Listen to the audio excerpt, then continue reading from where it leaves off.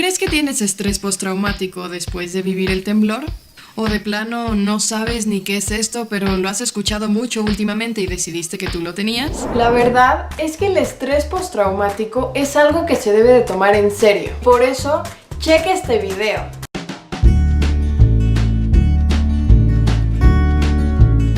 El síndrome de estrés postraumático es un desorden mental que se presenta después de vivir una experiencia de pánico, shock o de mucho peligro. Como por ejemplo, los temblores que vivimos en México hace poco. Pero este síndrome también puede pasar si se viven guerras, huracanes, secuestros, asaltos o alguna experiencia de abuso físico, psicológico o sexual.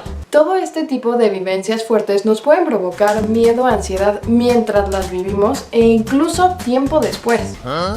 No, pues cómo no, si sí se escucha bien mala vibra este tema, la verdad. O sea, sí, pero como que ¿qué le pasa a tu cuerpo o qué para que te dé este síndrome? Durante un evento traumático, nuestro cuerpo libera adrenalina como un mecanismo de defensa. Esta liberación de adrenalina provoca muchos síntomas, de los cuales normalmente las personas se recuperan de forma natural en un corto periodo de tiempo. Si la persona no se recupera de estos síntomas, podría ser diagnosticada con síndrome de estrés postraumático. Es decir, sigue teniendo miedo y ansiedad incluso cuando ya no está en peligro.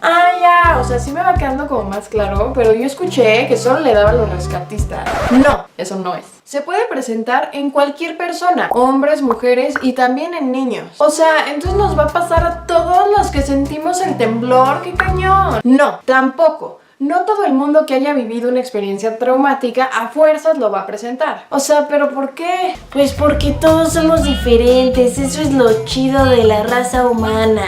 8 de cada 100 personas pueden presentar este síndrome en algún momento de su vida. Esto no quiere decir que a quien le pase sea débil, sino que reacciona de manera diferente ante el estrés. A ver, ¿cómo distingo si es un sustito normal o ya es este síndrome? Tú solo no lo puedes diagnosticar. Lo debe de hacer un experto en la salud mental, como lo son psicólogos o psiquiatras. Los síntomas te pueden ocurrir dentro de los 3 primeros meses posteriores al shock o incluso un poquito después. 3 tips para identificarlos son: 1.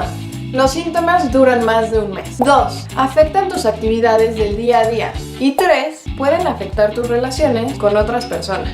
Los síntomas pueden ir desde tener miedo y pesadillas hasta ataques de pánico y depresión. Pero no te preocupes, para todo esto existen tratamientos y terapias que te pueden ayudar. No olvides consultar a un psicólogo o psiquiatra. Que no te dé pena, acuérdate que es de fuertes pedir ayuda. No olvides ver los siguientes videos, ya que explicaré más del tema y daré tips que te pueden ayudar con esto. Y porfa, no olvides compartirlo. Un beso. ¡Mua!